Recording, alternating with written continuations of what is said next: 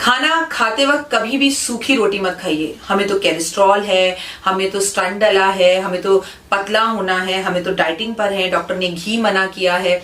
तो जो लोग सूखी रोटियां खाते हैं, चाहे एक बूंद, चाहे चम्मच घी में लगाकर उसके ऊपर लगाकर छोड़ दीजिए, उनके भाग्य के अंदर कभी भी खुशी नहीं आ सकती। हमारे शरीर को चलाने के लिए ऑयल की जरूरत बहुत है। मैं उस ऑयल की बात नहीं कर रही हूँ जो सोया ऑयल आप खा रहे हैं या मूंगफली का ऑयल आप खा रहे हैं। घी अत्यधिक जरूरी है और घी कभी बीमार नहीं करता।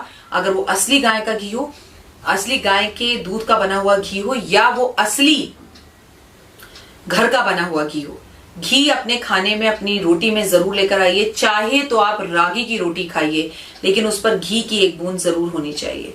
घर की आखिरी रोटी हमेशा बनाकर काले कुत्ते को देनी चाहिए। चाहे तो वॉक करते वक्त उसी टाइम दे आओ, अपने बच्चे की ड्यूटी लगा दो, और नहीं तो अगले दिन उस रोटी को अच्छे से गर्म कर कर उस पे घी चुपड़ कर कुत्ते को दे। बहुत अच्छा है।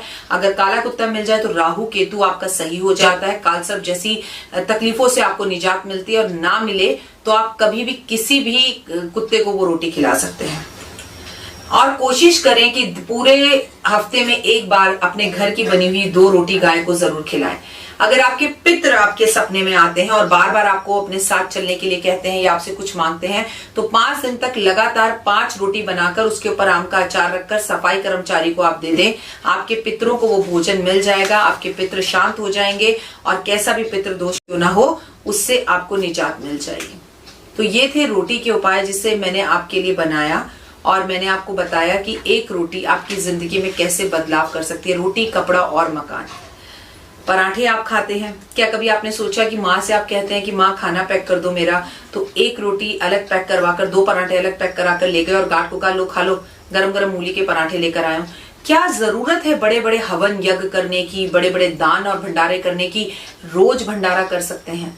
जरा अपनी माँ से कहिए तो उसे 2 रोटी अलग बना देना। वो पहला शख्स जो आपको घर के बाहर जरूरतमंद मिल जाए, उसे वो गरम गरम 2 रोटी देते हुए चले जाओ। बीच में थोड़ी सब्जी रख लो, अचार रख लो, नहीं तो पराठे बनाकर चले जाओ। कभी सोचा है कि आज नाश्ते में मैंने पोहा खाया, मैं ये पोहा आज खाने से पहले किसी को दे दूं? जिस दिन आप ये सोचने लग जाएंगे, उस दिन आपकी जिंदगी में आपको सच में किसी एस्ट्रोलॉजर की जरूरत नहीं पड़ेगी। आप रब के दर पर नहीं जाएंगे, रब खुद चलकर आपके दर पर आएगा। बस खाने से पहले खिलाने की आदत डाल ले ए मेरे दोस्त। जिंदगी बहुत खूबसूरत है और जिंदगी को खूबसूरत बनाने के लिए आपको करने होते हैं डेली रूटीन में छोटे छोटे उपाय, जो एक्चुअली हम नहीं करते, जो एक्चुअली हम सोचते हैं कि ये क्या करने से होगा, वो क्या होगा। ये एस्ट्रोलॉजर्स तो आते हैं, बेकार की बातें करते हैं और चले जाते हैं। मैं तो आपसे वो बात करती हूँ जो हमारे दादा परदादा करते थे। मैं तो आपसे वो बातें करती हूँ जो मेरी आपकी संस्कृति है। मैं तो आपसे वो बातें करती हूँ जो मेरी और आपकी जिम्मेदारी है। सोचिएगा जरूर।